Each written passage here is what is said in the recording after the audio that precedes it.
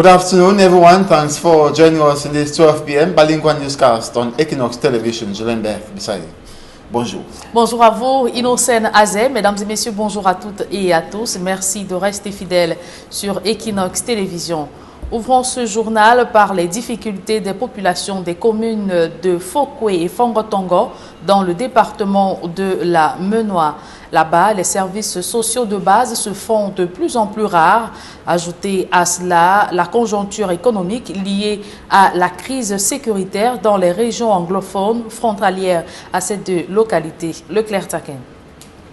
En pleine lutte contre le coronavirus, les exécutifs municipaux de la Ménois, région de l'Ouest Cameroun, n'entendent pas attendre sa fin pour penser au développement de leurs différentes localités. C'est le cas des communes de Fokwe et de Fongotongo qui ont tenu leur conseil municipal dédié à l'examen et à l'adoption du compte administratif. La priorité pour ces exécutifs reste l'amélioration et cadre de vie des populations. Les routes sont urgentes, l'électricité est urgente.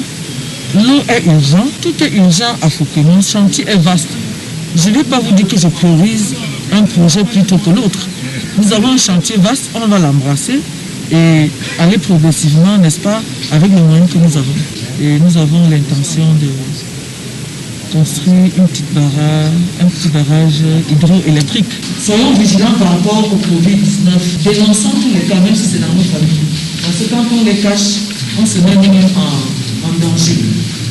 Il y a le problème de l'eau, il y a le problème de la lumière, il y a le problème du vivre ensemble, et ensuite il y a enfin le problème de cette pandémie qui terrorise tout, le coronavirus. La lutte est acharnée, beaucoup de choses sont faites, mais beaucoup reste à faire. Et je profite de l'occasion pour implorer la générosité des élites des enfants de Fongotongo, parce que nos mamans, nos papas ici au village sont en grand danger. Impactés par la crise sanitaire qui secoue la planète, les recettes de la commune de Fongotongo ont connu une baisse drastique en 2019 due à la crise sécuritaire qui sévit dans les régions anglophones. Cette municipalité étant voisine à l'une des régions en crise. Comment puis-je me permettre, du haut de cette estrade, de ne pas saisir l'occasion pour vous prier de bien vouloir être notre porte-parole, de plaider pour notre commune qui a vu ses richesses et ses activités complètement anéanties par la guerre du Nozo. Les blessures sont encore béantes, monsieur le préfet. Et au moment où je vous parle, certains de nos établissements sont encore fermés. Certaines populations de Fosso-Hélène sont toujours, excusez-moi du terme, en divagation dans les villes d'ailleurs. Le compte administratif de la commune de Fokwe est arrêté à la somme de 519 454 francs CFA contre 371 791 547 francs CFA, soit une hausse en valeur absolue de 167 298 907 francs CFA et en valeur relative à plus de 46%. Et comment les populations se comportent-elles au lendemain de la levée de certaines mesures restrictives dans le cadre de la lutte contre le coronavirus? Sur les axes routiers, l'on note un certain relâchement, notamment pour ce qui est du port du masque de protection. Innocent Bega et Donald Brice Kamga ont fait le constat pour nous. Route nationale numéro 5 d'Oualan-Konsamba, cet automobiliste n'a pas cru bon d'enfiler son masque. Et c'est le commandant de la Légion de gendarmerie du littoral qui lui rappelle l'importance de cette mesure obligatoire dans la lutte contre le coronavirus. Ce que j'ai envie de vous dire, c'est que ça fait longtemps que la mesure du port de masque a été rendue obligatoire. Si vous avez essayé d'acheter un masque, ça fait au moins 2 semaines qu'on vous demande de le porter. Vous auriez pu trouver un masque. S'il vous plaît, mettez le masque, c'est tout ce qu'on vous demande de faire. Le papa et son fils mettront le masque de protection pour poursuivre le voyage en toute sécurité. D'après le détachement Bravo de la gendarmerie nationale, muet en acteur de la lutte contre la pandémie pour la circonstance, les cas d'incivisme pareil sont légion sur la voie publique. Aujourd'hui, c'est une sensibilisation spécifique liée à la pandémie du Covid-19. Nous mettons donc l'accent sur le port de masque par les usagers et les passagers. Et il est évident que ce port de masque dépasse encore nos populations. Les populations ne supportent pas le port de masque. Dans les transports interurbains, le respect des mesures barrières contre le Covid-19 est relativement compris. Les forces de sécurité sont là pour expliquer à ceux qui l'auraient oublié qu'avec le cap de 2000 contaminés franchis au Cameroun, le Covid-19 guette les indisciplinés. Tant que tu n'as pas de cash, non, moi je ne te prends pas. Et parce qu'il y a les checkpoints. Comme un exemple à Tchang, et entrée-sortie. Et nous avons les checkpoints. Mes mesures prises, c'était que bon, quand je quitte l'agence, j'ai prévu à tout le monde de mettre son cache-nez. La première descente sur la route nationale numéro 5 du colonel Pierre-Aimé Bikele, nouvellement promu à la tête de la Légion de gendarmerie du littoral, avec ses collaborateurs, il a une idée précise du niveau d'efficacité des hommes sur le terrain dans le cadre de la lutte contre le coronavirus. La 27e édition de la Journée mondiale de la liberté de la presse s'est célébrée hier dimanche 3 mai. Baptisée le journalisme sans crainte ni complaisance, l'édition 2020 s'est déroulée dans un contexte marqué par le coronavirus. Et l'ambassade des États-Unis au Cameroun honore les journalistes qui consacrent leur vie à la promotion de la transparence, de l'inclusion des populations défavorisées et la capacité de tenir les gouvernements responsables de leurs actes. Dans un communiqué de presse rendu public hier dimanche, la représentation diplomatique des États-Unis affirme que l'existence d'organes de presse indépendants est indispensable à la bonne marche de toute démocratie. Malheureusement, dans l'exercice de leurs fonctions, des journalistes continuent de faire face à de nombreux obstacles. L'ambassade des États-Unis se dit préoccupée par la situation de nombreux journalistes et professionnels des médias au Cameroun qui sont victimes de menaces, d'actes de coercition financière, d'arrestation et d'enlèvement dans un contexte marqué par la recrudescence de la désinformation. Parlons à présent de cette chaude altercation survenue hier après-midi au quartier Kolmintag, c'est dans le 2e arrondissement de la ville de Douala. Des jeunes armés de couteaux et machettes ont décidé d'en découdre avec de présumés auteurs de l'insécurité dans leur quartier.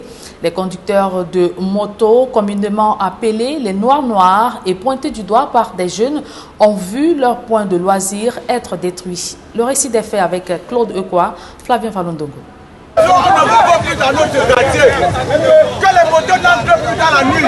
C'est une mise en garde d'un des jeunes du quartier Kolmintak, dans le 2e arrondissement de la ville de Douala. Ces derniers s'insurgent contre des exactions perpétrées dans leur quartier par des groupes de conducteurs de moto-taxi, pour la plupart vêtus de grands blousons, en journée tout comme aux heures de la nuit. Chacun joue dans notre quartier les actes. Les noirs, ils agressent les gens, ils agressent nos mamans. On est fatigués de ça. L'après-midi de ce dimanche a d'ailleurs connu une ambiance surchauffée entre les jeunes de Kolmintak et de ce qu'ils appellent communément noirs.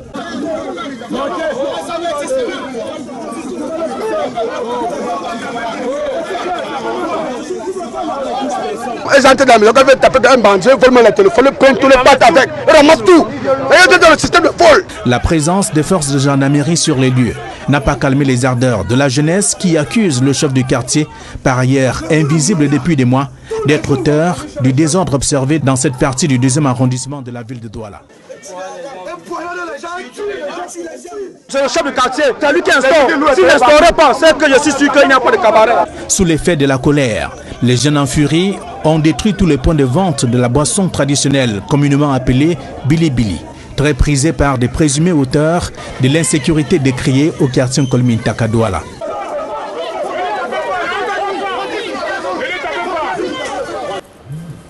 Et la suite de ce journal est en langue anglaise avec vous, Innocent Nazé. Good day once again. Thank you, Julien. Good day once more, and to our viewers. Good day as well. Thanks for staying with us. Disgruntled youth in the Kolmintak neighborhood, that's in the Douala 2 municipality, Sunday afternoon, took to the streets protesting and denouncing persistent insecurity as they are often attacked as every night by some hoodlums who are hiding amongst commercial motorbike riders. The angry youths were equally carrying placards to make the denunciation. They equally said the criminal acts are being committed by those they call commercial motorbike riders, and they carried dangerous objects to destroy the leisure spots alleged to be where the hoodlum sits to relax while waiting nightfall to begin aggressing their victims. Even the presence of security forces could not calm the population, who also accused the quarterhead, who has been absent in the neighborhood for several months, to be another cause of the insecurity, as he has not been able to take appropriate measures to guarantee security of the locals. We talk about the celebrations of the World Press Freedom Day, and that was yesterday. The press in Cameroon yesterday joined others nationwide to commemorate the 2020 edition of the World Press Freedom Day, and under the theme Journalism Without Fear or Favor, a special edition as it was commemorated in the context of the COVID-19 pandemic. According to the United Nations Secretary General Antonio Guterres, as the COVID-19 pandemic spreads, he has also given rise to a second pandemic of misinformation, from harmful health advice to wild conspiracy theories. He knows that the press provides the antidote: verified, scientific, fact-based news and analysis.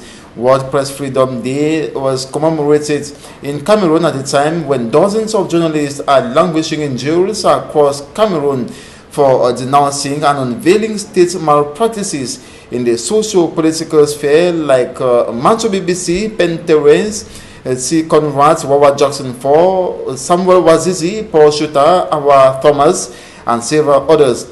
Also at a time when some state officials are threatening some journalists and to ban certain media organizations for reporting nothing else but the truth about major events in the country professionally, with respect of ethics and deontology of the journalism profession. Such media organizations months back, including Equinox Television, have been attributed to Radio Mille Collines, which was at the origin of the 1994 genocide in Rwanda.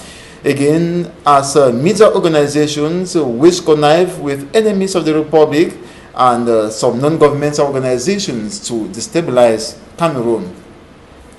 And the national president of the Cameroon Association of English-Speaking Journalists, Viban Jout, has urged government authorities to decriminalize defamation so that journalists should not face criminal charges for doing their job with respect of the ethics and deontology of the journalism profession, and equally make new commitments to access to information, a reality without which misinformation will take over. We now take you to Kribi, that is in the south region of Cameroon, where the population are yet to obligatorily adhere to the obligation to put on the face mask in order to curb the spread of the COVID-19 pandemic. And the governor of the south region, Ngelengele Felix, has urged other administrative officials to enable government to ensure the population scrupulously respect the obligation to wear the face mask. Details with Immaculate Fogwe. The application of barrier measures, notably the wearing of face mask, is yet to be fully implemented by all. The remark was made by the governor of the South Region, Felix Ngelengele, during an evaluation meeting. One of those measures not being respected by the population is the wearing of face mask. Everyone has to understand that the anti-COVID-19 measures taken by the government of Cameroon is meant to protect us from infection. Felix Ngelengele made a tour at the Kribi Seaport and equally the Kribi District Hospital. While at the hospital, he observed that the health facility lacked the necessary hygiene kits that are meant to protect its personnel. The remark has been made at a time when 9 positive COVID-19 cases had been registered in the region. Council authorities, on their part, are multiplying sensitization campaigns in their different municipalities. Though the south region of Cameroon has not registered any death case of COVID-19, the population are called upon to respect government's anti-COVID-19 measures so as to prevent further contamination. After the government of Cameroon decided to lift the COVID-19 restriction on bars and other entertainment sites as well as public transport in Cameroon, there are fears of a possible coronavirus explosion, similar to what happened in Marseille, France in 1720. A similar decision was taken by the deputy mayor of Marseille, and an infectious disease killed more than half of the population.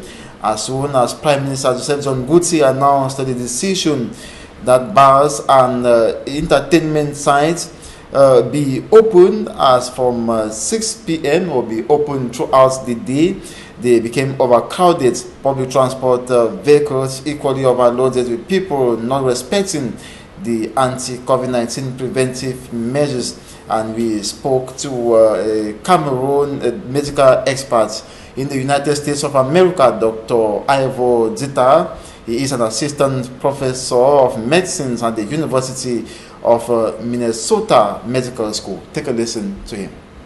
We can certainly not neglect the socio-economic impact of the coronavirus on the population as a whole. At the same time, we must remember that we can always rebuild the economy, but we can never revive lives.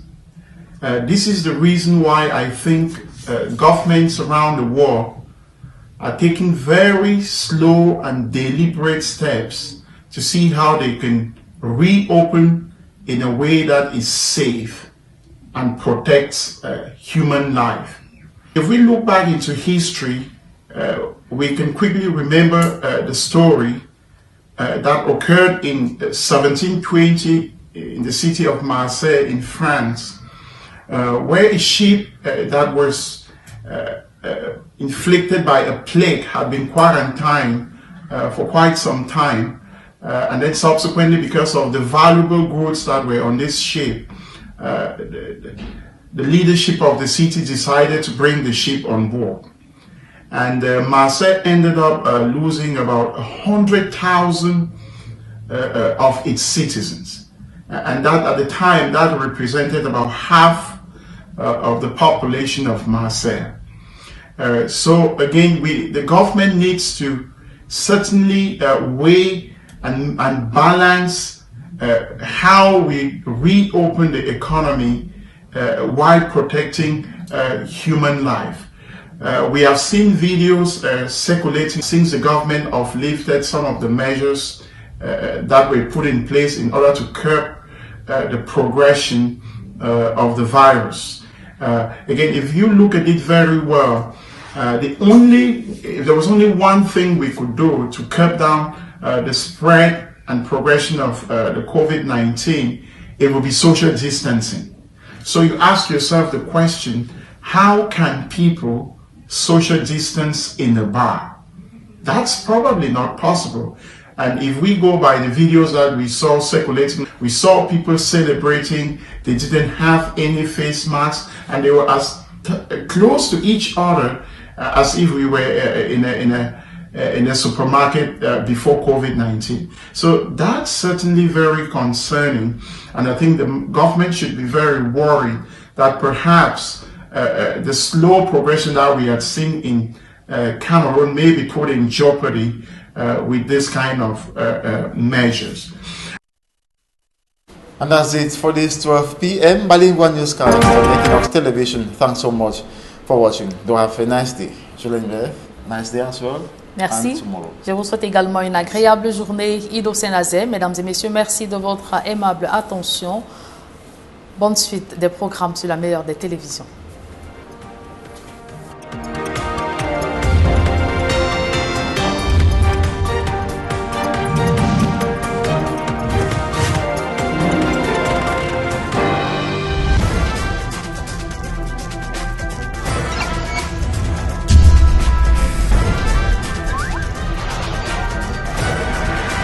Equinox